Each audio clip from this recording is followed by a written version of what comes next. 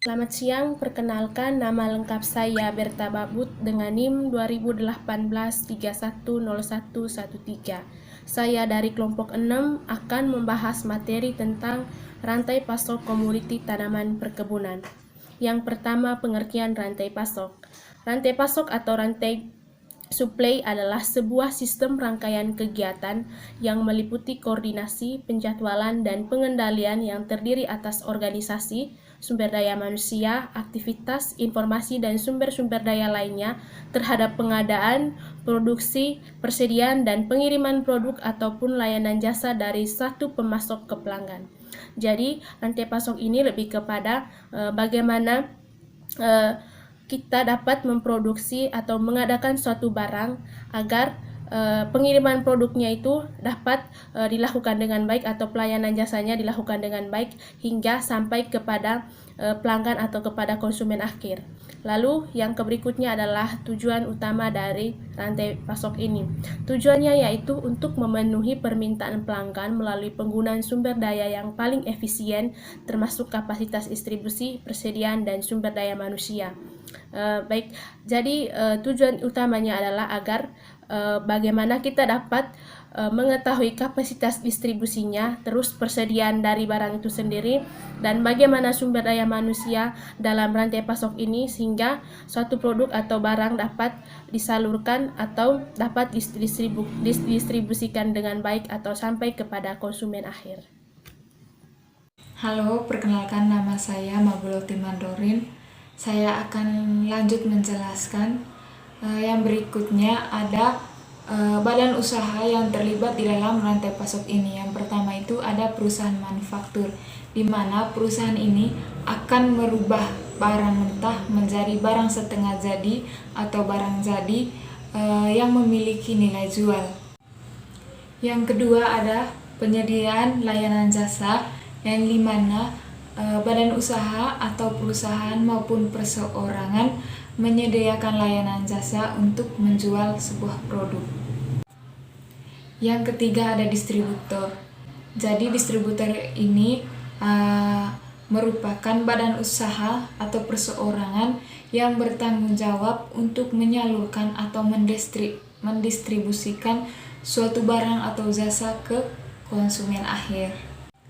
Yang keempat teman-teman adalah saluran penjualan di mana terdiri atas pedagang eceran dan konsumen akhir. Jadi pengecer di sini disebut juga retail, yaitu pedagang yang menjual produknya secara langsung ke konsumen akhir. Biasanya konsumen akhir ini adalah sektor rumah tangga. Berikutnya teman-teman, bagaimana sih rantai pasok pertanian di Indonesia? Jadi rantai pasok pertanian di Indonesia itu melibatkan banyak aktor teman-teman, mulai dari petani kecil hingga ke konsumen. Namun karena kurangnya sistem kolektif langsung dari para petani, sehingga banyak pelaku dan transaksi yang harus dilalui terlebih dahulu. Halo, perkenalkan nama saya Geri Fiona Molaka. Di sini saya akan melanjutkan tentang ilustrasi pada rantai pasok. Jadi pada ilustrasi tersebut yang pertama ada pemasok awal, di mana pemasok awal ini merupakan mitra dari suatu perusahaan untuk mengirimkan bahan baku kepada perusahaan. Perusahaan di sini akan membeli bahan baku tersebut lalu mengolahnya di perusahaan untuk menjadi sebuah produk. Nah, produk tersebut kemudian akan didistribusikan atau dipasarkan ke dalam pasar, dan dari dalam pasar tersebut konsumen dapat membeli produk tersebut. Melanjutkan materinya, permasalahan muncul karena ada beberapa permasalahan. Yang pertama, masih kurangnya koordinasi dalam hal pengambilan produk antara produsen dan pelaku pasar. Yang kedua, jarak yang jauh dari tempat hasil pertanian, umumnya dari daerah yang menuju ke kota. Yang ketiga, kendala dalam hal handling, standing atau stronger. Yang keempat, masalah proses pendinginan pada saat pasca panen. Yang kelima, masalah packing, tracking, dan inventory control. Atas kesempatannya, di sini saya atas nama Persusiran, NIM 2018-310116. Baik, saya akan menjelaskan lanjut dari presentasi kami tentang rantai pasok komoditi tanaman perkebunan.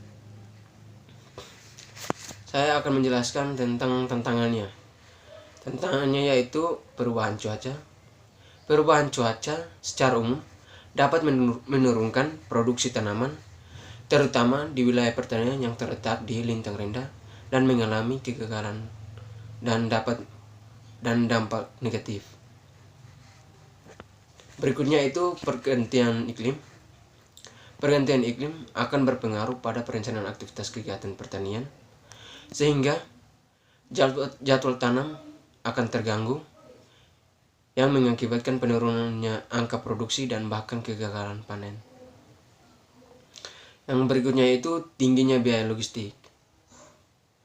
Itu dan bagian keempatnya itu lahan pertanian semakin sempit. Maka hal di atas dapat mengakibatkan hasil panen pertanian tidak maksimal. Baik, di sini saya akan melanjutkan tentang strategi rantai pasokan. Heiser dan Renden menjelaskan beberapa strategi. Yang pertama, banyak pemasok. Pemasok menanggapi permintaan dan spesifikasi. Permintaan penawaran dengan pesanan yang pada umumnya akan ke pihak yang memberikan penawaran lebih rendah. Dan yang kedua yaitu sedikit pemasok, yaitu mengimplikasi bahwa daripada mencari atribut jangka yang pendek.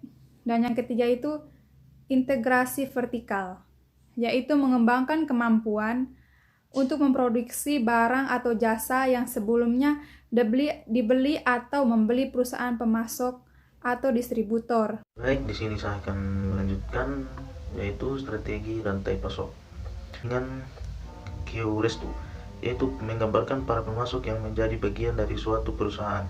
Maksudnya dari perusahaan tersebut sudah menjelaskan berbagai macam cara atau bagaimana semua cara-cara yang dilakukan agar dapat memiliki jaringan yang lebih besar seperti jaringan sesama pemasok.